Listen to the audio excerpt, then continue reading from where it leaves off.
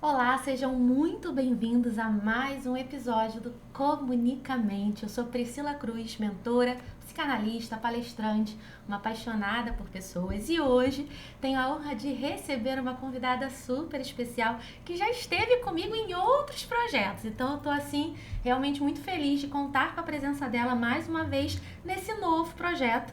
A Giane Coutinho, que é psicanalista também, terapeuta, formada aí, pós-graduada em neurociência e que com certeza vai trazer pra gente um conteúdo enriquecedor, compartilhando um pouco da sua jornada e da sua trajetória para que você possa se inspirar. No episódio anterior, se você assistiu, você vai lembrar que a gente falou sobre os sabotadores da mente, da vida, da fala. E hoje a gente vai se aprofundar em um dos maiores sabotadores, que é a síndrome do impostor. Você já ouviu falar? Se não ouviu, fica ligadinho aqui que a gente vai explicar o que é essa síndrome do impostor e para você se identificar e saber como se curar disso, se libertar dessa fase tão complicada que é quando você começa a não se valorizar e a achar que nunca é bom o suficiente. A intenção, na verdade, é fazer você entender que essa síndrome do impostor, ela acaba fazendo com que a gente ache que só acontece com a gente. E na verdade isso é mais comum do que você possa imaginar. Existem pesquisas que comprovam que mais de 70% das pessoas já passaram por isso em algum momento da sua vida. E existem vários tipos, você sabia? De impostores. Como assim, Priscila? Olha, eu anotei aqui para compartilhar com vocês alguns tipos mais comuns que são o perfeccionista, que é exatamente aquele que acha que nunca tá pronto, que revisa, tá sempre achando defeitos e falhas. A gente tem o super-herói, que é aquele que age achando que precisa dar conta de tudo, que ele não precisa de ninguém e que se ele pedir ajuda, de alguma forma ele está se mostrando fraco. Tem também o gênio nato. É aquele que acredita que precisa aprender e dominar tudo rápido e que se ele encontra dificuldade, ele já acha que não é capaz ou que não nasceu para aquilo. O solitário, que age sem pedir ajuda, que acha que pedir ajuda vai revelar uma certa incompetência e acaba se sobrecarregando. É aquele que não consegue, muitas vezes, delegar. E por fim, o especialista. É aquele que sente que nunca sabe o suficiente e está sempre buscando cursos, certificações, informações. É aquela pessoa que se enche de cursos e nunca está pronto para começar nada. Será que você se identificou? Agora, eu quero, para a gente começar, receber a nossa convidada que vai estar batendo esse papo comigo sobre esse assunto, para a gente se aprofundar um pouquinho mais nesse sabotador tão comum e tão complicado, mas que a gente pode sim curar, se libertar. Giane, seja muito bem-vinda. Eu estou muito feliz de te receber, porque em mais um projeto você está aí se predispondo, você está aceitando com todo o coração e para compartilhar um pouco da sua jornada, do seu conhecimento, que eu tenho certeza que, como já ajuda, irá ajudar ainda muito mais pessoas a se entender, se conhecer e se destravar. Então, para a gente começar, eu quero começar com a seguinte pergunta. Quem é a Giane? Eu sei que a Giane, gente, além de todo esse âmbito profissional, ela também é pastora, ela vai comentar isso com a gente aqui. E eu queria que você compartilhasse exatamente isso com a gente. Como que começou esse seu amor pela psicanálise? Como que você faz para conciliar essas duas funções que, querendo ou não, são de ajudar pessoas? Verdade. Obrigada pelo convite, né? Mais uma vez, você sempre lembrando, né, das amigas, ser uma agregadora, né? Eu sempre falei isso para você, você é a pessoa que catalisa, né? Que dá também a oportunidade. Eu tenho aprendido isso com muitas pessoas e tenho feito também o mesmo. Porque aquilo que é bom para nós, né, a gente retribui, a gente transborda no outro, né? Bom, fiquei pensando quando você falou, né, já me identifiquei aí, né? Eu sou a Giane, eu sou mãe, sou esposa, sou pastora, né? Estou agora como psicanalista e sou terapeuta, adoro gato, amo gato, tem um gato gigante, o Manicom. Gosto de café, gosto de bater papo, eu gosto de gente, né? como que isso acontece, como que a psicanálise aconteceu, né? E sobre isso que você falou, essa autossabotagem, essa síndrome do impostor, durante muito tempo eu fiquei recalcada, escondida naquilo que fizeram, falaram de mim. Então, quando eu comecei a estudar psicanálise, que foi, tipo, sabe aquela pessoa que está sempre em busca de alguma coisa? Eu buscava algo, ainda que, né, eu já tinha passado pelo novo nascimento, pela conversão, pelo evangelho, e foi muito libertador para mim. Eu sempre gostei muito de estudar, de ler, mas é como se faltasse alguma coisa, né? Como se eu tivesse uma limitação por conta daquilo que eu carregava, das crenças limitantes, dos sabotadores da vida.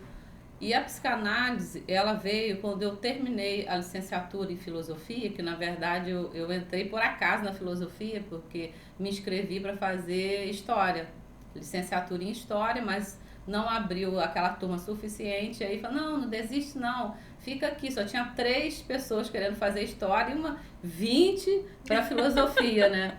E eu falei, tá, acho que história tem a ver mais comigo, né? Não me conhecia de verdade, ainda estou prosseguindo, né? E fiz filosofia porque não se formou turma para história. E no final eu fiz, era em um ano, né? Quando ia terminar a conclusão, o artigo, o TCC, eles mudaram. Eles falaram, olha, nós vamos dar 3 tipos de projetos.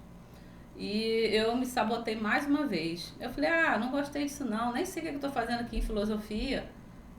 E não né? Mas serviu muito para mim. Eu comecei a me ver porque a religião não é o evangelho. Mas a religião, eu costumo dizer que ela faz 2 coisas com a gente. Ou ela mata, ou ela sequela. O evangelho, ele liberta. Então eu era uma pessoa muito religiosa. E com a filosofia, abriu muito a minha mente. Eu comecei a olhar, sabe quando você olha por 2 ângulos, né? Você olha de baixo, o número é 6. Você olha de cima, né? Aí você vai vendo que é 9, é 6. Depende do ponto de vista. Depende do ponto de vista. Então a filosofia, ela abre minha mente para novas oportunidades. E fiz novas amizades. E a maioria das pessoas que estavam fazendo filosofia eram pastores. Eu não era pastora, né? Eu sempre fui líder, sempre gostei de gente, não importava a função que eu estava exercendo. Onde tinha gente, a Giane estava, né? Mas também acabava eu estando em muitas coisas e não conseguindo me definir por falta do autoconhecimento mesmo, até a questão da minha vocação.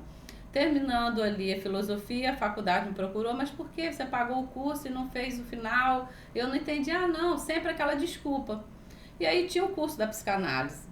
Ele fala, poxa, por que você não faz psicanálise? Aí eu fui falar com o meu pastor, esse negócio de psicanálise, que você é do diabo, né? Não, que Freud, né? Existe muito preconceito ainda. A gente vai falar sobre isso daqui a pouco. E aí, menina, eu caí de cabeça na psicanálise, tive ótimos professores. Quando eu fiz, eram 3 anos, né?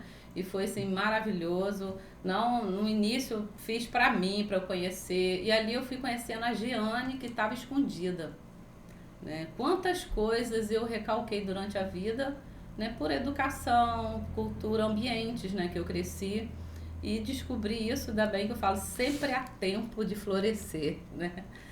E foi maravilhoso. E aí, quando começou a transformar minha vida, eu falei, cara, eu preciso passar isso para frente, porque se aconteceu comigo, né, eu preciso também levar isso para as outras pessoas. Aí comecei a estudar, porque eu já tinha, né, a graduação, e fiz algumas especializações depois que eu terminei a psicanálise. A gente fica muito inseguro de ir para consultório, mas eu tenho uma mentora, né, que é a Léia Madureira, que eu me inspiro, pessoa maravilhosa, que me deu também a oportunidade, me chamou para montar o consultório. Eu fiquei entre, né, o meu negócio, que eu trabalhei com meu marido, né, 20 anos na administração, mais nessa parte contábil, né, que é a minha base, né, ali que eu me formei.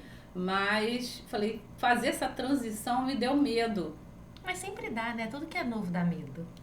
Mas como que foi importante o passo a passo, ouvir as pessoas, né, experimentadas. O meu pastor, ele é a pessoa que me orienta. Eu gosto, assim, de saber e ouvir pessoas que já têm uma carreira, que já têm uma experiência.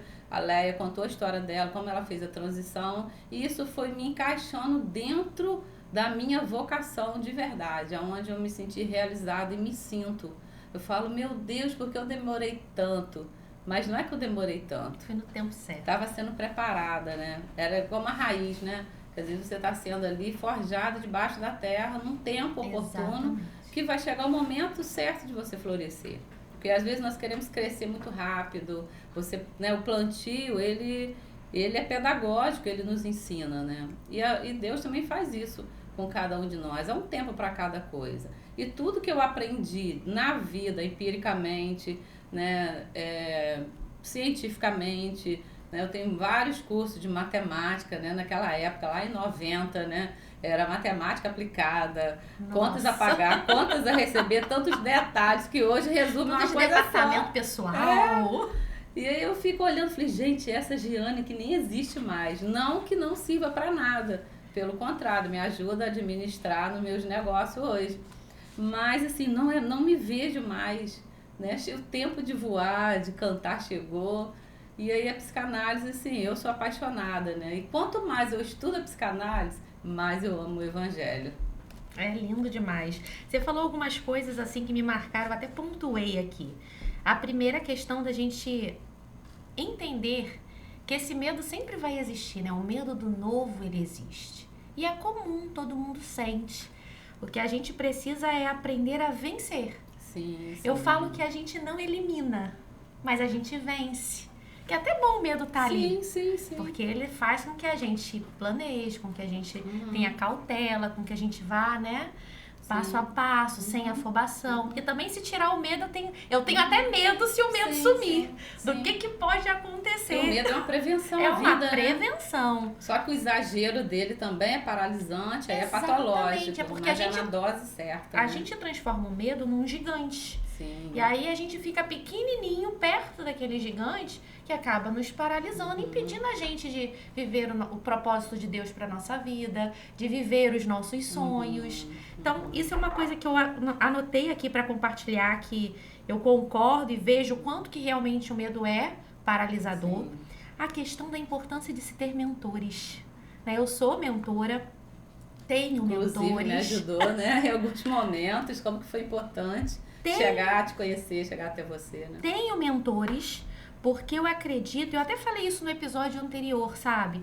Que muitas vezes a gente fica tão paralisado no meio do nosso medo, no meio do nosso problema, que a gente não consegue ver possibilidades. A gente não consegue entender os novos horizontes que a gente pode alcançar, as possibilidades que a gente pode conquistar. E aí essas pessoas, esses mentores, esses especialistas, em qualquer área, seja um especialista mais técnico dentro daquela área, que aí como você citou, a Leia, né, que é psicanalista, que ajuda psicanalistas que estão ali começando na carreira, como o seu pastor, que já foi ali um mentor mais pro lado espiritual, mas tem uma admiração pela visão que ele demonstra ter, principalmente para essa parte do empreendedorismo, dos negócios. E aí, você soube buscar essa ajuda e principalmente soube se abrir para ouvir e colocar em prática, porque existe uma resistência muito grande. A gente até falou lá que um dos sabotadores, né, desse perfil de impostor é a pessoa que tem o medo de pedir ajuda porque acha que vai estar mostrando uma fraqueza. Sim. E não, na verdade eu falo que é um ato de coragem. Quando você entende que você precisa de suporte para crescer e para conquistar os seus objetivos. E uma outra coisa é a questão do tempo. Existe um tempo para todas as coisas. E foi necessário esse tempo para que você adquirisse confiança, para que você adquirisse experiência. Foi um processo de lapidação interna para que hoje a Giane fosse a Giane que é. Eu falo que eu passei por várias transições de carreira, assim como você falou, saiu do departamento financeiro para entrar para uma área totalmente voltada para pessoas. Você saiu da exatas para humanas. Que metamorfose foi essa, né? Total! Então, assim, eu querendo ou não, eu comecei no direito lá atrás, sabe? Me formei, atuei, não cheguei a advogar, mas atuei como assessora processual na área criminal durante quase 6 anos. Entrei quase que num processo de depressão por causa disso. E aí foi o start da minha primeira vontade de mudar. Foi quando eu comecei a ver que eu estava adoecendo e que eu queria ser mãe. Falei, opa, eu preciso mudar esse meu quadro. Aí eu fui fazer designer de interiores. Nada a ver. Mas eu sempre fui muito criativa, apesar de muito tímida, mas eu sempre tive esse âmbito criativo muito aguçado. E aí eu falei, vou fazer uma coisa bem diferente. Eu quero explorar isso em mim para sair um pouco dessa parte séria que o direito acabou trazendo para mim. E aí eu fiz. E nossa, uma nova Priscila surgiu ali. Mas ainda não era aquilo. E aí, durante o meu processo ali, trabalhando como decoradora, eu fui fazer curso de personal organizer. Nossa, com o objetivo de legal, agregar. Sim. E eu era muito desorganizada.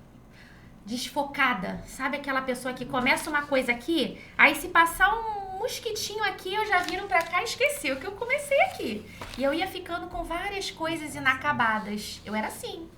E fazer esse curso me trouxe uma visão de organização e uma paixão pela organização incrível, onde eu falei, opa, eu preciso trazer essa organização para minha vida e para o meu profissional, se eu quero crescer.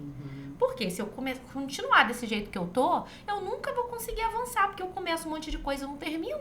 Então vamos lá, vou começar a ajustar esse meu lado. Comecei a me tornar muito mais produtiva. Eu realmente comecei a viver a organização. E aí me apaixonei tanto que comecei a trabalhar com isso. A decoração ficou de lado e eu comecei a trabalhar como... princípios, né? Não, eu comecei a trabalhar como personal organizer. É mesmo? De 2015. Não conhecia esse lado. Não conheceu. De 2015 a 2019, eu trabalhei integralmente como personal organizer. E foi nessa época que a Priscila, palestrante comunicadora, começou a nascer. Por quê? Em 2015 foi quando apareceu a minha primeira oportunidade de palestra como decoradora personal organizer, que foi exatamente o período que eu estava migrando de uma coisa para outra. E foi quando eu tive a minha experiência, que eu sempre que conto falo, foi péssima, frustrante, horrível, mas um divisor de águas na minha jornada. E foi quando eu percebi, opa, eu quero aprender a fazer esse negócio, eu quero desenvolver essa habilidade que eu não tenho, eu quero vencer essa minha timidez, porque se eu souber falar, a voz tem um poder muito grande. Sim. Quantas pessoas eu posso ajudar, seja no âmbito pessoal, seja no âmbito profissional, se eu souber passar aquilo que eu carrego, aquilo que eu sei, aquilo que eu vivi, aquilo que eu aprendi. E aí eu comecei a me capacitar. E aí comecei a fazer outros cursos, fiz pós-graduação em gestão empresarial, fiz curso de coaching, na época que foi até o boom do coaching no mercado. E aí eu lembro que foi essas formações começaram a me trazer uma paixão por pessoas. Falei, nossa, eu tô gostando tanto de aprender mais sobre pessoas. Eu acho que eu quero começar a enveredar por esse lado. Eu quero começar a trabalhar com isso. E aí eu comecei a trabalhar com produtividade. Eu peguei o gancho da organização e comecei a ser... A primeira mentoria que eu criei foi de produtividade e gestão do tempo. Que bacana. Entendeu? Então, assim, olha como que a gente vai migrando. São as voltas, né? São as voltas, mudando, são os desafios, são as transições, são os momentos da nossa vida que vão mudando. E aí, se você me pergunta, você teve medo dessas mudanças? Nossa, muitos! Porque toda vez que você muda, é como se você estivesse resetando uma coisa que você já estava avançada. E existem as críticas, existem os olhares. Será que ela não estava dando certo no que ela estava fazendo antes? Por que ela está mudando? Inconstância não. É quando você entende que o seu propósito, ele não é linear. Ele tem ali, curvas altas, e é igual a montanha-russa. Que até você chegar nele, você vai passando por experiências. Sim. Eu só consigo hoje, Giane, eu falo isso com muita propriedade, porque foi uma coisa que Deus já falou comigo, tanto explicitamente em momentos e eventos através de pessoas que nem me conheciam, quanto nos meus momentos com Ele. Que eu só consigo hoje falar e ajudar e servir como eu faço, com tanta clareza, com tanta transparência, com tanta empolgação, porque eu passei por tudo que eu passei, seja no pessoal, seja no profissional, porque no pessoal também você sabe um pouco das coisas que eu enfrentei, e algumas pessoas que me acompanham também sabem que assim, foram momentos difíceis, mas que foram necessários eu passar para que de alguma forma o propósito de Deus em mim se tornasse muito mais forte, sabe? E me trouxesse muito mais certeza do que Ele tem pra mim e do que eu preciso fazer pra cumprir o que Ele espera de mim. Então, é um processo, sabe? Que a gente precisa passar, Sim. né? De tempo. Para o nosso crescimento, para né? o nosso São as crescimento. fases. Exatamente. Para o nosso crescimento e para o nosso transbordar.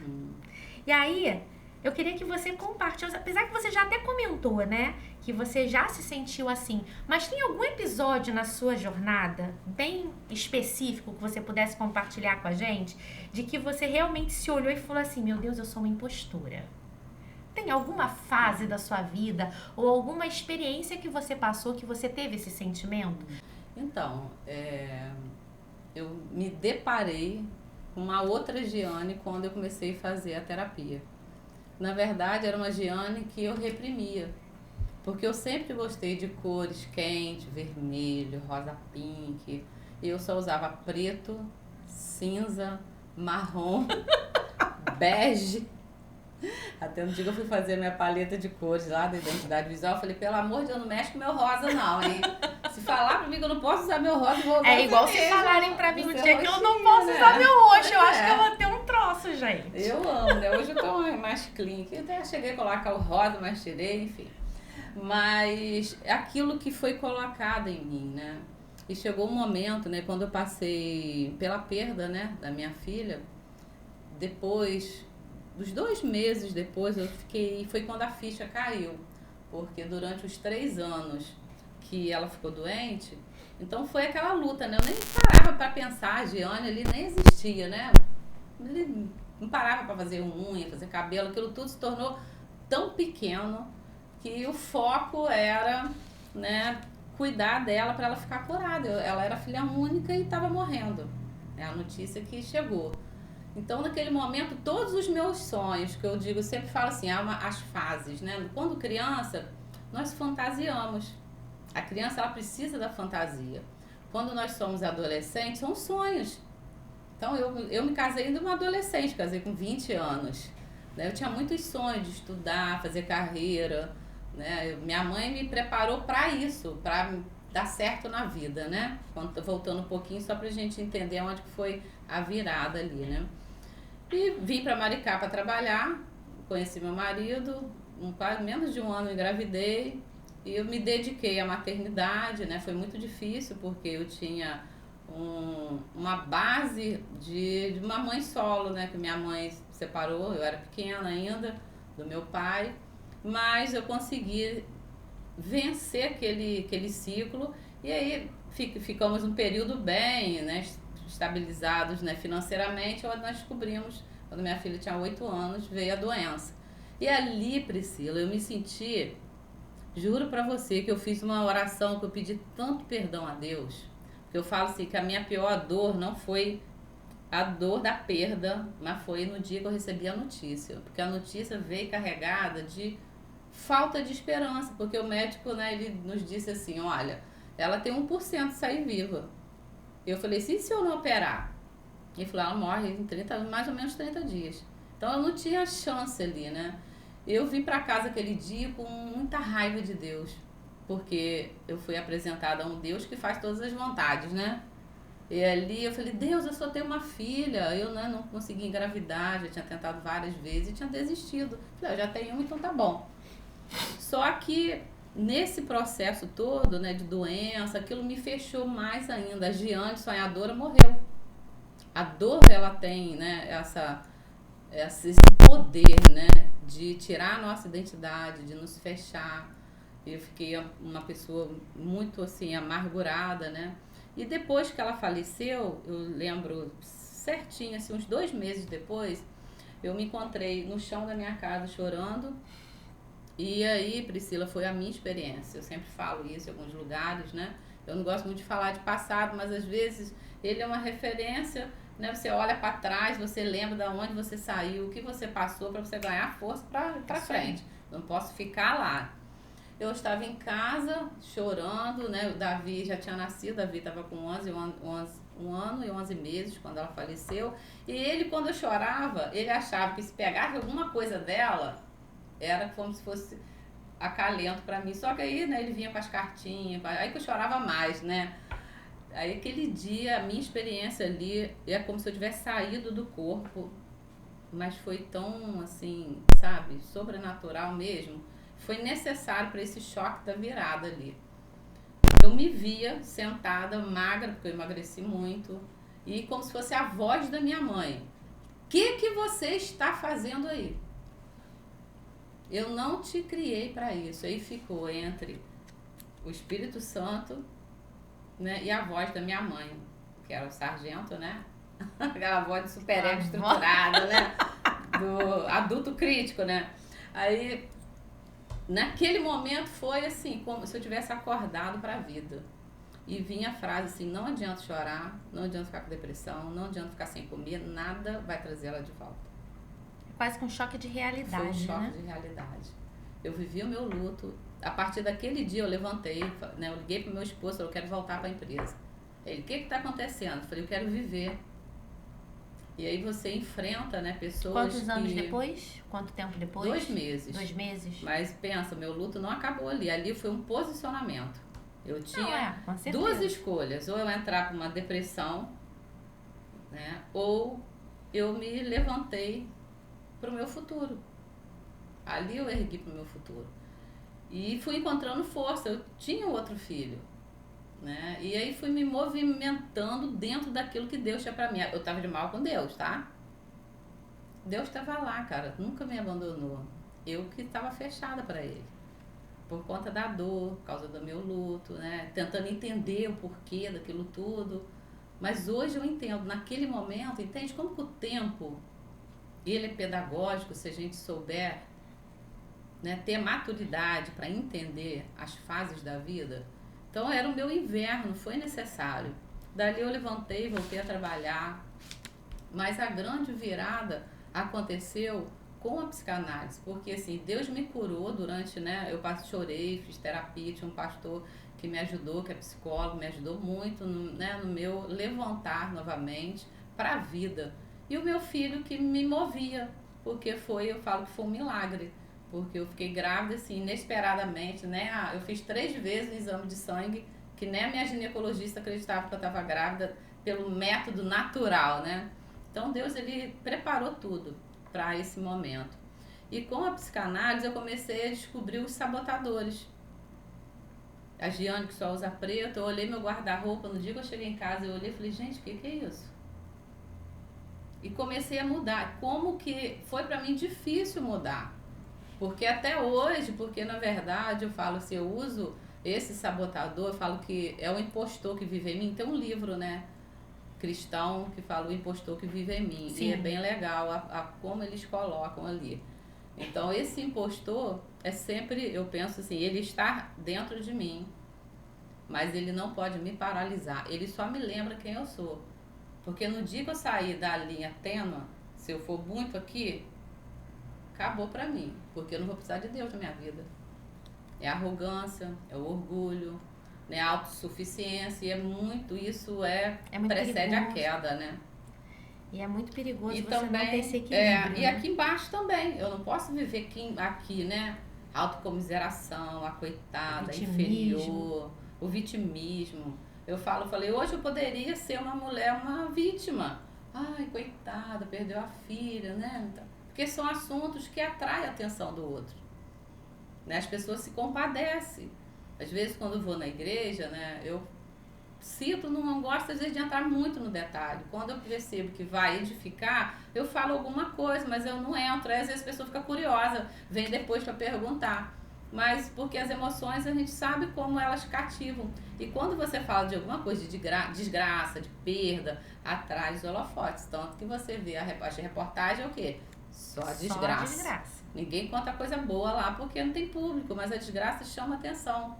Eu falei, eu não quero ser reconhecida ou conhecida por uma mulher que perdeu um filho, mas alguém que superou.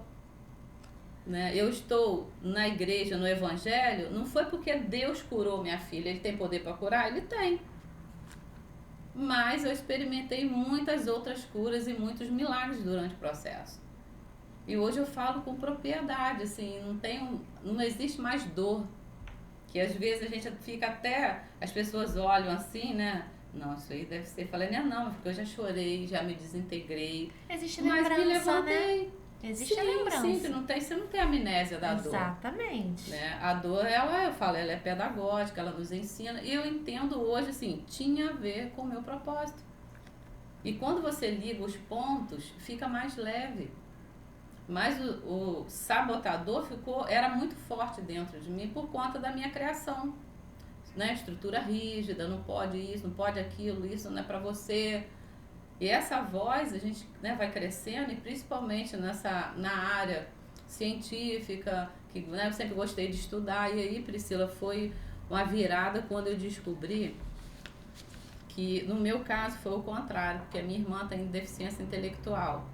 Então, minha mãe sempre me comparava com ela. Não era ruim pra mim, porque eu sempre fui muito elogiada pela minha mãe, mas ela desprezava, né, na hora da raiva. Minha irmã tinha que trocar a escola todo ano e não tinha o diagnóstico, né? Ela veio agora há pouco tempo receber o diagnóstico. A gente sabia que tinha um problema, porque não aprendia, né? Deu muito trabalho na adolescência, e a nossa diferença de 10 anos. É quase Só a minha que pra minha isso, irmã. né, me causou uma sequela que eu não consegui identificar. Fui identificar na terapia, porque eu tinha muita dificuldade de exercer funções.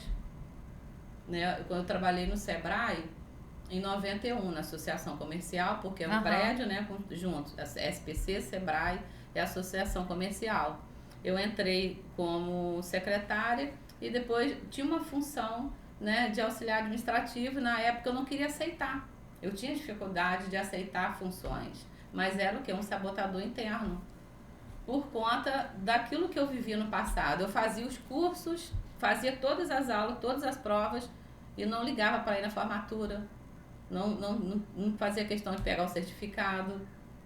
É como se os encerramentos para você fossem difíceis, você evitasse. Para poder, né, tipo, na minha cabeça, no meu inconsciente, que aquilo, né, que a minha mãe usava, parecia que era bom para mim, mas eu ficava, né, entristecida de ver dessa comparação, né, com a minha irmã. Isso, assim, a comparação é algo que castrador na nossa vida. Exatamente. E hoje as pessoas, elas vivem esse processo de comparação, até por causa dessa era digital que a gente vive, Instagram, rede social, Facebook. A comparação se tornou muito natural, as pessoas quererem o tempo todo se comparar a alguém. E aí confundem a inspiração com a comparação. Inspiração é algo super positivo, a comparação se torna nociva. Porque você acaba entrando num quesito de ser igual ao outro. Gente, ninguém é igual. Ninguém, cada um tem a sua identidade. Sim, ontem eu até falei isso no treinamento de liderança lá na igreja. Eu falei assim, gente, Deus nos fez, pensa naquele artista famoso.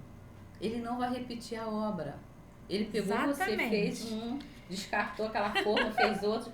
E hoje assim, as pessoas, né, estão querendo ficar iguais. Falei, eu gosto de ser diferente. Né? Às vezes você tenta assim, falei, não tem que me enquadrar, não tem que ficar me esticando para caber. Não, somos únicos e isso nos diferencia, o que dá a beleza da vida. É você olhar o jardim e ver que tem flores diferentes. Tem aquela rosa vermelha, mas tem a rosa branca, e é uma beleza cada uma delas. E juntos, né, juntas ali, forma a beleza do jardim. Exatamente. E a gente precisa isso, trazer isso para a nossa vida. E nós ainda não estamos prontos. Olha que coisa boa. Né? É uma preparação contínua, constante. Você falou uma coisa que me fez refletir aqui. Como que o passado, ele é forte. E aí uma coisa que eu sempre falo e que eu gosto de trazer pra mim é que eu tenho 3 escolhas do que fazer com o que eu vivi. Ou eu transformo o meu passado numa mera lembrança, porque foi como você falou, não dá pra passar a borracha e apagar, a não ser que a pessoa tenha uma amnésia. Então, ou eu pego o meu passado e transformo numa doce lembrança, ou eu transformo numa boa lição, ou eu transformo ela numa prisão. E aí, se eu transformo a minha lembrança, o meu passado na minha prisão, eu não vivo o meu presente, eu não construo um futuro. Eu fico lá, paralisada, sem crescimento, sem ver satisfação em nada de positivo que acontece ao meu entorno, porque eu me aprisionei ali. Mas foi uma decisão, uma escolha. É isso aí. E as pessoas, elas precisam entender que a vida, ela é feita de escolhas. Verdade. E todas tem consequências, todas doem, todas incomodam.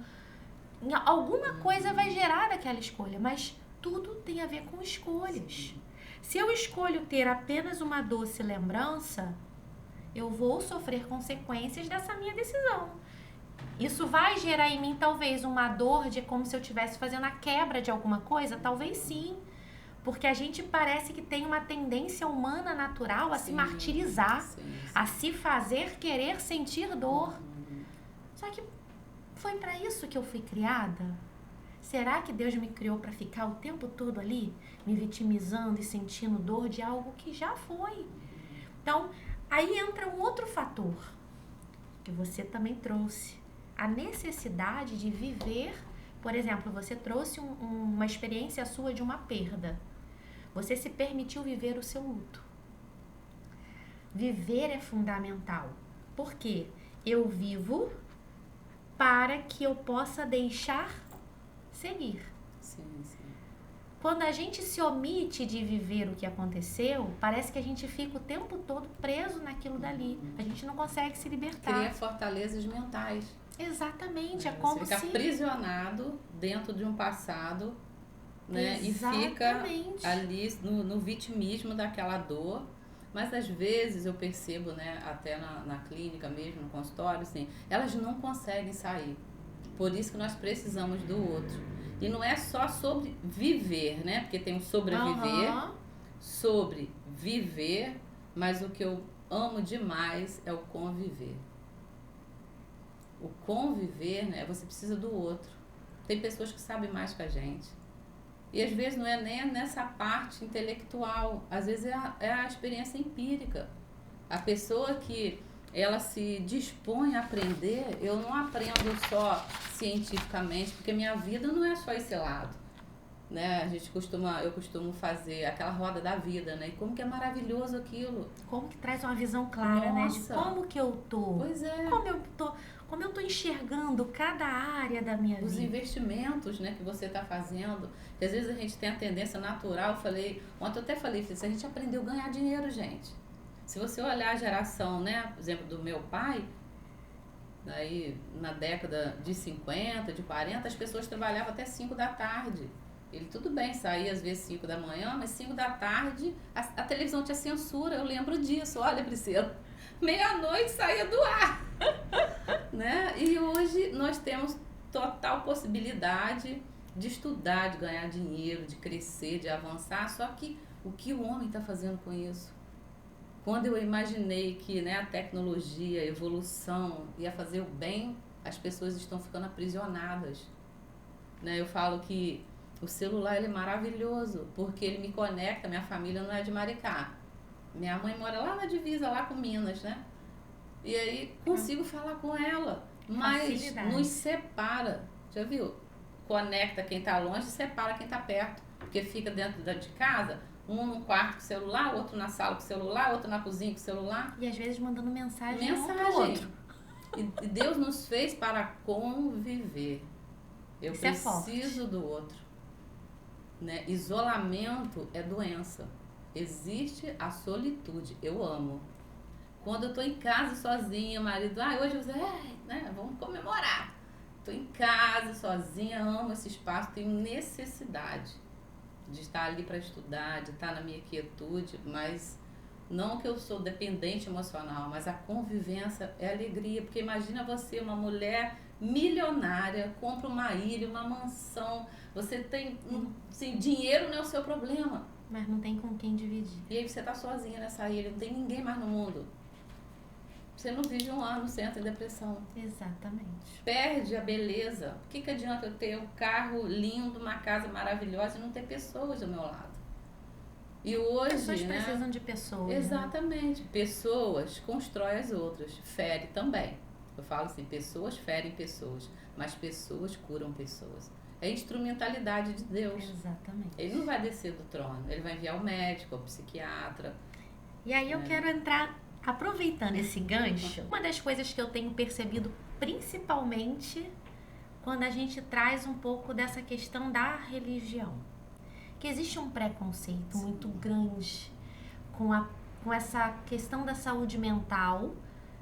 Psicólogo, psicanalista, terapeuta, assim como um cirurgião, assim como um oftalmo, é fundamental na vida de uma pessoa. Ah, mas como é que foi que falaram? Como se fosse assim, mas a minha mente quem cuida é Deus. Deus é que sonda. Falei assim, mas eu não tô falando o contrário. Ele sonda, ele tem o poder de curar, assim como ele tem o poder de curar qualquer coisa. Sim. Mas ele também dá capacidade para o homem aprender e cumprir esse papel de médico. Ele é o médico dos médicos, mas existe o médico. Existe aquele que vai te ajudar no âmbito natural a curar as suas feridas, as suas dores, sejam elas físicas ou emocionais. Então eu vejo que ainda existe uma preocupação, um preconceito muito grande com relação a isso. Na sua visão, porque você é pastora e psicanalista. Sim. Você sente que existe esse preconceito ainda muito forte? Eu vejo que já melhorou muito, né? Ganhou voz, né? A questão da saúde mental hoje já está dentro das igrejas, mas ainda existe, não, eu apoio, mas não faço. Eu traz aqui para a igreja, vamos abrir uma clínica aqui, um tempo aí terapêutico, mas eu não preciso, quem precisa é a irmãzinha lá, né? Então ainda existe a questão do preconceito para si mesmo, né? Sempre eu tendo um olhar para o outro, aquela pessoa, não, porque eu já sou curado, já passei. Falei, gente, como que é bom, às vezes uma frase do terapeuta muda a vida da gente naquele dia. Às vezes ele traz a gente para a realidade, né? Porque o meu temperamento é assim, é o fleumático, bem dividido, com o colérico. Então eu saio da minha normalidade às vezes, né? E aí quando estou na minha terapia lá, ele fala assim, Giane, isso. Pronto, eu volto pro meu lugar, né? Aquilo que às vezes a gente ensina, né? Você tá lá todos os dias falando, treinando a pessoa, mas eu preciso experimentar disso. Eu preciso me permitir. E não sou eu, né? Eu preciso do outro, que o outro fale para mim. E isso é muito legal de você ter essa simplicidade, humildade no seu coração, de entender que a gente precisa do outro. E Deus vai usar as pessoas. Quando eu olho para a Bíblia, né, o profeta no Antigo Testamento, ele tinha ali um objetivo, uma função a cumprir. Nós vemos quando Davi peca, né? Davi você escolheria Davi? Esses dias eu perguntei isso para a liderança, você escolheria Davi para o seu time de liderança? Cara, mais improvável, né? Gente. Você olha lá, o cara, né, não foi bom pai, né? Quando a filha foi estuprada, ele foi omisso. O outro filho quis matar ele por conta disso, tentou tomar o trono. Ele premeditou a morte do amigo para ficar com a mulher do cara, fura-olho, né? Ainda a mulher engravidou, o filho morre por causa do pecado. Mas Deus não desiste dele. O que Deus faz? Manda o profeta lá, para poder ele reconhecer o que ele tinha feito. E ele conta ali meio que uma parábola para ele falar, esse é você, Davi. Deus, ele aproveita, ele lida com os improváveis, ele pega aquele vaso quebrado e ele refaz, ele não joga fora, ele faz tudo novo, de novo. E Davi se torna esse homem, porque de verdade, né, ele se propõe uma mudança, ele admite que é o primeiro passo, né, de uma transformação, é você admitir, eu tenho um problema, eu preciso de ajuda. Exatamente. Não tem como você, né, quando eu atendo adolescente, eu pergunto assim, você quer estar aqui? Porque às vezes o pai obriga, né? Exatamente. Meu filho precisa de terapia, e eles vão arrastados para terapia. E aí aquele primeiro momento que você tem para ganhar confiança. Eu sempre pergunto, você quer estar aqui? E eles são sinceros, por isso que eu amo adolescente, né? Porque eles não são hipócritas, né? Exatamente. E ele fala, eu tô aqui por causa da minha mãe. Minha mãe precisa de terapia. Meu pai precisa de terapia. É frase assim mesmo. Aí eu falo, olha, eu concordo, nós vamos trabalhar, por isso que eu trabalho a casa, né? Porque o problema do adolescente é o quê, gente? Família. vem dali. A base tá toda E ali. aí você vai ajustando, porque a gente não se torna mãe igual um manualzinho lá. Porque pessoas são diferentes. Cada um tem uma história diferente. Né? É tão engraçado que às vezes a pessoa vem, né? O psiquiatra me indica, aí chega assim, 20 sessões de TCC para trabalhar a ansiedade.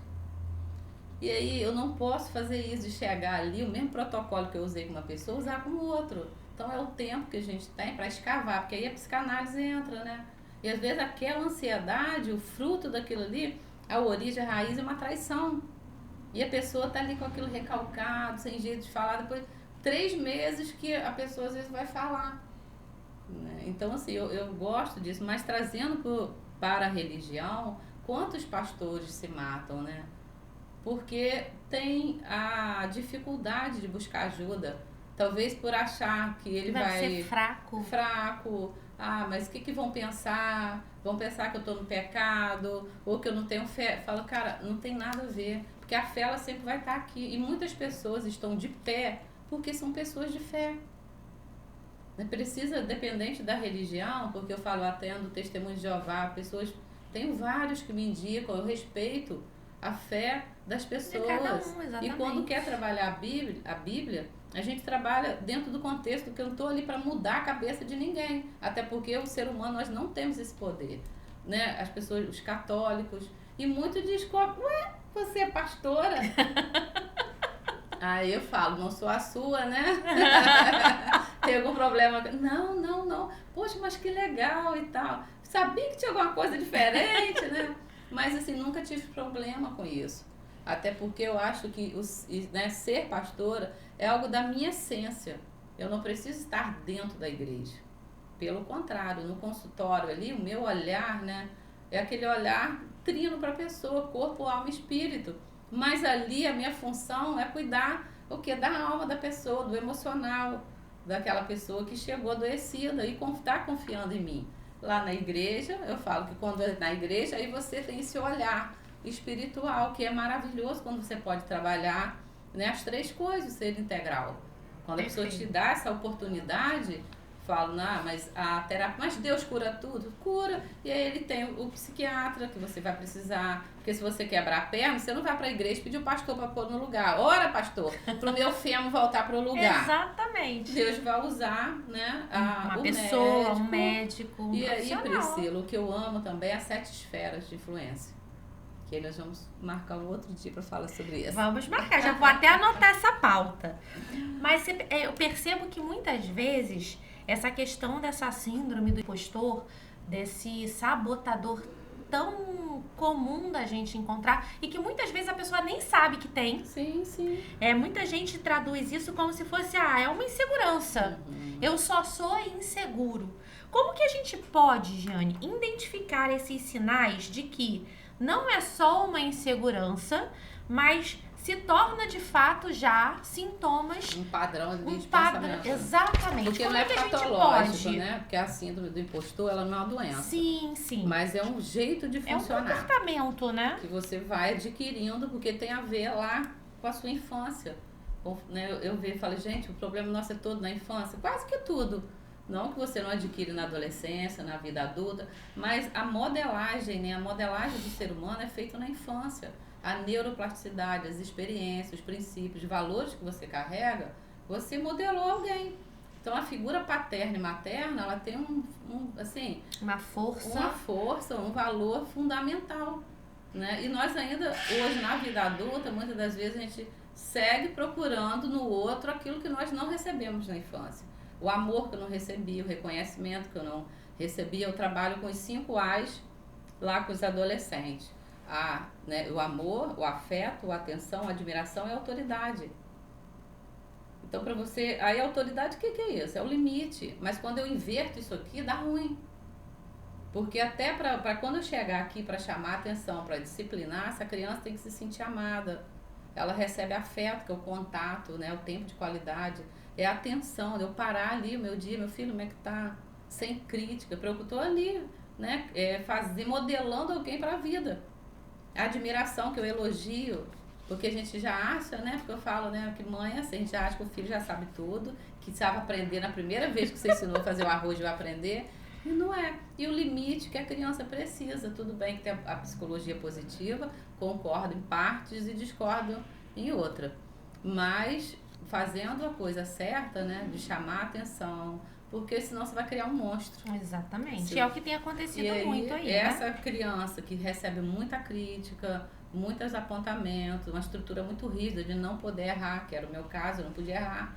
Era como, né, eu desenvolvi isso, o perfeccionismo, que eu fui descobrir. Somos dois. Não conseguia terminar, fazer as coisas. É o sabotador, é a procrastinação. Vai deixando. Por quê? Eu fazia um trabalho, tá ruim. Eu ia pregar, mostrar pro meu marido, ele tá ótimo. Gente, o homem é tão prático, tá aqui. O homem é muito prático. E a mulher, não, a mulher cheia de detalhes, cheia de coisa, não sei o quê. Ele falava, cara, tá ótimo. Pra mim não estava. Então, tudo que termina em ismo é patológico. Por exemplo, a insegurança, eu percebo que ela aparece em situações novas, mas ela não é constante, não é sempre. Ela diminui com o tempo de experiência. Então, apareceu uma oportunidade de eu falar, né? Meu exemplo lá da palestra, que foi uma oportunidade, minha primeira vez falando em público. Caramba, fiquei extremamente insegura, nervosa, gaguejei, tremi, suei, esqueci fala. Por quê? Porque era novo. Mas conforme eu fui me desenvolvendo, eu fui me capacitando, eu fui aprendendo, isso foi diminuindo progressivamente. Até um ponto que, hoje eu fico nervosa? Sempre. Eu falo que o dia que eu perder isso eu vou me preocupar. Eu sempre fico. Mas é aquele nervosismo que eu já controlo, que eu sei que começando vai passar. Reconhece a dúvida como momentânea. Eu sei que é do momento. Eu aceito elogios, às vezes eu até gosto, porque eu sou influente. Adoro um elogio. Te motiva, né? Me motiva, mas eu também fico toda envergonhada. Mas eu aceito, porque eu consigo entender, eu tô sendo elogiada porque eu sou boa nisso. Eu tenho hoje essa facilidade de enxergar no que eu sou boa e também no que eu não sou. Eu até falei no episódio da semana passada, eu falei assim, gente, eu falo hoje, eu continuo sendo tímida, só que eu sou uma tímida treinada. Se você me der um assunto pra eu falar que eu domino, eu vou pegar e vou falar. Agora, se você pedir pra eu falar sobre finanças, eu não vou falar. Eu vou tremer, vou gaguejar, porque eu não domino. É uma área que não é da minha expertise. E tá tudo bem também, E tá tudo bem. Eu tenho excelentes pessoas que eu indico, que já me ajudaram, que já foram minhas alunas, que eu vou pegar e falar assim, essa profissional, você pode contar que ela é expert nesse assunto. Porque a gente não precisa dar conta de tudo e ser boa em tudo. E aí entra a questão de que pessoas precisam de pessoas. Verdade. E que no fundo sabe que é capaz. Você é inseguro, mas no fundo você fala assim, eu sei, eu só tô nervosa. Agora, a síndrome do impostor, eu anotei algumas coisas aqui que eu percebo que podem ser características para a pessoa se atentar e entender se ela tá ou não se enquadrando nesse perfil. É crônica, mesmo em situações rotineiras, tá sempre ali. Sim. Não passa, não diminui. São os pensamentos intrusivos, né? Exatamente. Esses pensamentos, eles não passam. Persiste mesmo com sucesso repetido. Vira um padrão de autodepreciação. Recusa ou minimiza elogios consistentemente. A pessoa fala que ela tá bonita, ela vira e fala assim, com certeza é inveja. E não, ela deve estar falando mal de mim. Ela sempre consegue reverter o elogio pra, de alguma forma, como se aquilo fosse mentira ou fosse uma coisa que não existe. E acredita secretamente que enganou os outros. Eu posso até falar por experiência, né, com relação a isso daqui, que teve uma fase da minha vida, alguns anos atrás, que eu estava sendo muito chamada para dar palestras de empoderamento feminino. E é um tema que eu sempre gostei muito, né? Eu sempre tive uma identificação muito grande com o público feminino por ser mulher, por ser mãe, por ser esposa, por ter um negócio, por estar na mídia. Então acabava que eu conseguia me conectar facilmente. E aí eu era sempre convidada. Só que eu estava vivendo na época um relacionamento que para todo mundo era perfeito, só que estava me adoecendo, estava me corroendo por dentro, sabe? Totalmente ali nocivo para mim.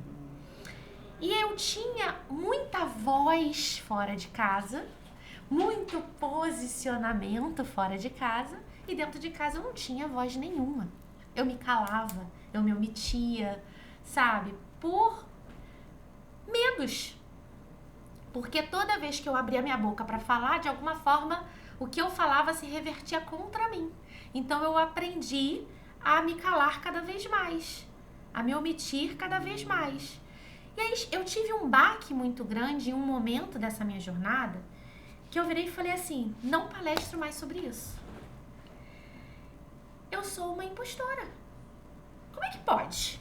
Eu tô palestrando para um monte de mulher sobre empoderamento feminino, sobre ter voz, sobre se posicionar. Tudo bem que eu falava muito no âmbito profissional, e no meu âmbito profissional realmente eu era aquela mulher empoderada, mas opa, tem conflito aí, porque esse empoderamento tem que ser um todo. Não adianta eu ser empoderada fora de casa, se em casa eu não tenho voz, eu não me posiciono. E aí aquilo começou a me atacar, a me confrontar. E aí foi quando eu falei, eu preciso mudar. Ou eu preciso parar de fazer isso, de falar sobre isso. E gerou em mim um gatilho. Que aí foi na época que eu comecei a buscar terapia, foi na época que eu comecei a me movimentar para resgatar o meu poder de voz, para resgatar a Priscila que precisava se posicionar, para resgatar uma força que eu nem sabia que tinha, para começar a mudar. Então, muitas vezes, em situações da nossa vida, a gente vai se pegar exatamente assim, sabe? Porque nesse momento, por eu estar passando por uma dificuldade dentro da minha casa, eu achei que eu não poderia estar ajudando outras mulheres naquilo que eu sabia fazer. E isso Tentei é me muito sabotar, comum, né? sabe? Não sou merecedora de estar falando isso. E quantas mulheres hoje acabam se colocando nesse papel, sabe? Ah, não, minha vida não é perfeita, eu não posso fazer isso. Ah, não, eu passo por esse problema dentro do meu casamento, eu não posso fazer isso. E aí sempre tá colocando de alguma forma problemas para serem empecilhos de algo que, na verdade, ela pode usar como gatilho de força para gerar mudança na vida dela e na da outra que ela vai ajudar. Só que é uma mudança de mentalidade, é uma mudança de como enxergar aquilo que a gente está vivendo, de entender que isso daqui que eu tô passando tá sendo um processo que eu preciso tratar, eu preciso curar em mim. E aí entra o que você falou, onde isso começou?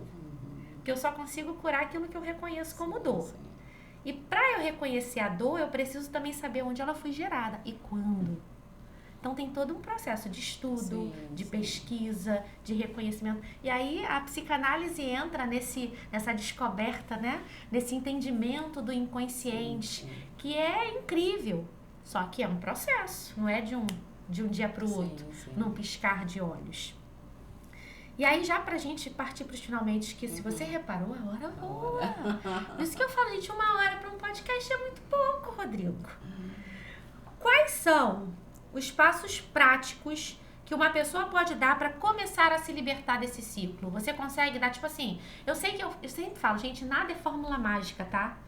A gente faz esses posts para Instagram, 5 passos para alcançar o sucesso. A pessoa acha que é só fazer aqueles 5 passos e tá rica, tá próspera. Não, aquilo dali são dicas que você vai colocar em prática constantemente, agregando várias outras coisas para que esse sucesso aconteça. Aqui é a mesma coisa, existem passos práticos que vão começar a te colocar no processo de libertação, mas que você vai precisar investir em muitas outras coisas. O que você poderia dar? Como assim, 4 passos iniciais para a pessoa começar a se libertar disso? Então, é importante, né, a pessoa se conhecer, a autoconsciência, né? É como você se vê, a sua autoimagem é como você se vê, a autoestima é como você se sente. E a autoimagem é como você se vê, a consciência que você tem de você mesmo. Quando você, né, se vê de verdade, sem máscara, né, o autoconhecimento ele te traz isso, de você saber assim, quais são os meus pontos fortes. Eu potencializo. Mas eu tenho pontos fracos, como eu falei para você, a gente precisa admitir e saber quais são. Meu ponto fraco é me sentir incapaz, inferior, inseguro, porque a insegurança, como você falou, é algo normal para aquilo que é novo, né? E a gente vai mudando. Por falar na psicologia, a gente usa um termo, na psicanálise a gente usa outro termo, na neurociência, na Bíblia, mas quando você vai olhar, tudo a mesma coisa, né?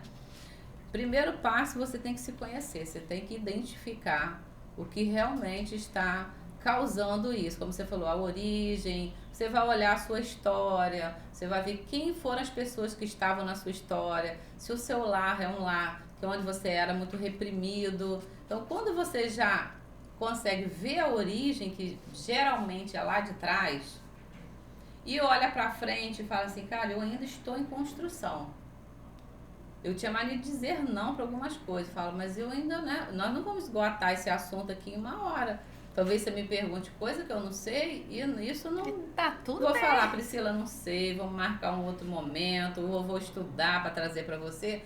E isso não tira, não desagrega o meu valor. Então, o primeiro passo é esse, é você saber quem você é, no sentido que você não é perfeito e tá tudo bem errar. Aquele livro que você me indicou, A Coragem de Ser Perfeito, é maravilhoso. Eu tenho indicado ele. De vez em quando vou lá ler de novo. Ele é porque é um muito treinamento, bom. é como você falou, não é os 5 passos da felicidade. Opa, já. Não, é o dia após dia. Vai ter as recaídas e você vai lá, voltar lá naquilo que você acredita sobre você. Vai precisar de ajuda, porque se isso está recorrente, esse pensamento, talvez haja uma distorção cognitiva. É como se eu estivesse olhando para a minha história, né, de um ponto de vista muito negativo, muita depreciação. Né? Isso tem a ver, vai precisar trabalhar, entrar na sua história, você ter o quê? Uma compreensão do que te trouxe até aqui, que a minha história é diferente da sua.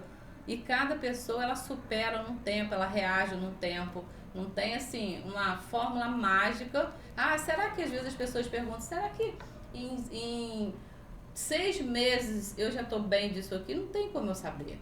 Tem pessoas que vai 1 mês na terapia e vira uma chave. E tem gente que fica, às vezes, que eu falo que é para a vida toda, porque os problemas mudam. Eu faço até hoje. Né? E a gente tem sempre a necessidade. Mas o autoconhecimento é algo que vira a chave. Saber o seu valor. Saber que você ainda está em obra, que não acabou. Você está, né, numa construção, numa evolução. Infinita. Você olhar para trás, para ver quem você era há 1 ano atrás, há 2 anos atrás, e ver que você já mudou. Né? Você celebrar, porque a mente, ela reconhece as celebrações. As pequenas conquistas, você vai ver que, né, que você já avançou, que você já conquistou. E, poxa, celebra isso. Sabe? Se autoelogiar não é pecado, não. A pessoa, assim, receber um elogio, poxa, fez algo legal. Como que isso é bom, é motivador, te dá força. Exatamente. Então, você precisa falar, poxa, que legal, você foi bem. Mas também ter o bom senso quando você fez algo ruim. Fazer o caminho de volta. Corrigir. Né? E sim, ter uma autocompaixão. Poxa, né, não fui legal nisso e tal, mas vou tentar mudar. E vai treinando essa mente para crescer, para sair daquele lugar de estagnação. Mas é isso, né? O perfeccionismo, saber que errar vai te levar, né, ao avanço, porque eu falo assim, o errar não é errado, errar, é aprendizado. O que eu aprendi com esse erro? Exatamente. Porque nós temos a síndrome de Adão, né? Eu erro e eu faço o que eu escondo. Ao invés de a gente levar para expor o problema, né, a gente tem a tendência a esconder. Eu costumo até falar na igreja assim, se você peca, não corra de Deus, corra para Deus. Faz toda a diferença. Né? E na vida também. Então, assim, se você cometeu um erro, ai meu Deus, fui lá, fui gravar, falei alguma coisa errada. Falei, cara, decidi até o Hernani Dias. Citou uma passagem, a referência errada, falei, olha, que coisa boa. Quem sou eu? Mas não é sobre perfeição. Não somos. E é hoje tão bom as saber disso. Ai, deixa a gente mais não, leve. muito mais, sabe? Eu tinha uma preocupação muito grande, Giane, de agradar. De ser aprovada. De ser aprovada, de ser aceita, de ser a perfeita. Até porque eu sempre tive esse sentimento, até pela criação dos meus pais. Eu tenho 11 anos de diferença, né, da minha irmã. E como se recaísse sobre mim a filha perfeita, que não pode errar. Eu cresci sempre com a minha mãe assim, ó, não pode fazer isso de errado. Se fizer, vai acontecer isso. Então, eu sempre fiquei naquela preocupação. Tem que ser certinha, tem que ser perfeita. Eu não posso errar, não posso. Eu cresci com isso. Porque se eu errar, não vai mais me aceitar. Eu não vou ser mais, né, vista da mesma forma. O que vão pensar? O que vão pensar de mim? E aí, o tempo todo eu cresci com esse pensamento. Então, posso dizer que até pouco tempo, sabe? Eu ainda me cobrava muito essa perfeição. Só que quando eu entendi que eu não precisava ser, eu precisava ser eu. E que, óbvio, quando você se posiciona com essa clareza, é como se fosse um filtro de café. Vai ficar quem realmente tem a ver com o seu propósito de estar ali. E quem não tem, vai sair. E tá tudo bem. É verdade. Às vezes é necessário sair. Às vezes é necessário, mudar sabe? de mesas. Exatamente. É como se fosse uma roda gigante, né? Exatamente. Vai ter momentos que você tá aqui com alguém, daqui a pouco pro seu próximo destino, você vai ter que mudar pessoas. de ônibus. Aí, assim, outras pessoas sentarão ao seu lado. Então, eu sempre costumo, assim, né, falar você tem que saber para onde você tá indo e quem você vai deixar para trás, porque às vezes para a próxima fase, aquela pessoa não é que você tá descartando pessoas, mas às vezes a gente carrega sabotadores. Eu gosto muito de Neemias, quando Neemias está lá na empreitada dele da reconstrução, que os inimigos estavam onde? Infiltrado. Estava ali juntinho, no projeto dele. Mas chega um momento que chegam para contar fofoca, né? Ele fala assim, estou fazendo uma grande obra, um grande projeto. Não posso descer, não posso parar o que eu estou fazendo. Então, assim, é foco, né, naquilo que dá sentido à sua vida. Exatamente. Gente, a síndrome do impostor, ela faz exatamente isso. Ela distorce a percepção do seu próprio valor. Ela faz você apagar conquistas, ela sabota a sua confiança. É como se você usasse lentes que só mostram o que te falta e o que dá errado. Nunca o que já foi alcançado, nunca o que você já conquistou. E aí, eu te digo com muita propriedade que você não precisa viver para sempre nesse lugar de cobrança, de medo, de insatisfação. Lembra que eu falei aqui? É uma escolha. Há um caminho mais leve e ele começa quando você passa a se enxergar com mais verdade, com mais humanidade, com mais humildade. E se você crê também, eu sou movida por fé, a Giane também. Se você crê, aos olhos de Deus você percebe o quanto que você é especial. E você não é uma fraude, como a sua mente tenta te colocar que você é. Existe uma frase que eu até repostei no Instagram, dizendo que nem sempre você precisa e tem que acreditar naquilo que você pensa. Porque uma das coisas que mais nos sabotam são os nossos pensamentos intrusivos. Então você é visto com amor, você é visto com graça e com valor. Eu gosto de dizer que eu sou filha. Filha amada. E nossa, quando eu trago para minha memória disso, isso me basta. E no mundo profissional não é diferente, sabe? Eu sei que no mundo profissional existem métricas, existem resultados sendo cobrados o tempo todo, e as entregas que você precisa fazer, e tá tudo certo. Só que quem você é sempre vai pesar mais do que o que você faz. Porque é a partir de quem você é que os seus resultados vão começar a aparecer, que as pessoas certas vão começar a ficar, que o seu crescimento vai começar realmente a florescer. Quem você é isso que importa. Então, respira. Respira, honra a sua trajetória, permita-se celebrar suas vitórias. A Giane falou aqui, celebre, pequena ou grande. Aprenda a celebrar, porque isso vai gerar em você motivação para você continuar. O seu comportamento diante do que acontece com você vai fazer toda a diferença de como que você vai receber cada situação. Quando a dúvida voltar, quando esses sentimentos voltarem, porque ela volta. Esse sentimento, ele volta todo dia. Lembre-se, você não está aqui por acaso, você não é uma fraude, você não está aqui por engano. Você está onde está porque é capaz. E isso já é mais do que o suficiente. Como a Giane falou, você é uma obra que ainda está em construção. Todo dia, um pouquinho mais. Combinado? Giane, pra gente encerrar, seus agradecimentos, um conselho para essa pessoa que tá ali, meu Deus, será que eu tenho essa síndrome? O que eu faço? Qual o seu conselho para essa pessoa? E seus agradecimentos finais? Agradecer você, né? Tudo que você tem me proporcionado, estar perto. Às vezes a gente não está tão pertinho, mas a gente precisamos tá marcar falando. mais cafés. Tem alguns projetos em andamento, a gente vai entrar em contato. E para essa pessoa eu sempre falo assim, qual é o sentido da vida, né? As pessoas às vezes não é sobreviver, né? É sobre ter um sentido e um porquê. Descobrir, né, a paixão, a sua vocação, sua paixão, a sua visão para onde você está indo e o foco. Porque também a falta de foco faz a gente ter vários pensamentos. Às vezes a gente quer ser especialista em várias coisas. Especialista já diz, né? Gente, seja bom naquilo que você faz, naquilo que você se encontra, naquilo que Deus te chamou para fazer, na sua profissão. Quero ser advogado, seja o melhor. Né? E você vai ser melhor como? Cada dia, ó, espiral, ó. Né? Todo dia. Celebra. Seja grato. A gratidão é um exercício mental. De você ser grato pela sua vida, grato pelas suas conquistas, grato pelo erro, porque o erro te ensinou alguma coisa. Sempre fala assim, o que eu aprendi, o que eu não quero repetir. Porque quando nós vamos olhar para as histórias dos grandes empreendedores, dos inventores, quantas vezes eles erraram, mas eles não desistiram, porque eles sabiam para onde eles estavam indo. Eles acreditavam. Não é porque eles eram bons, porque eles erraram várias vezes. Se a gente for nessa métrica, né?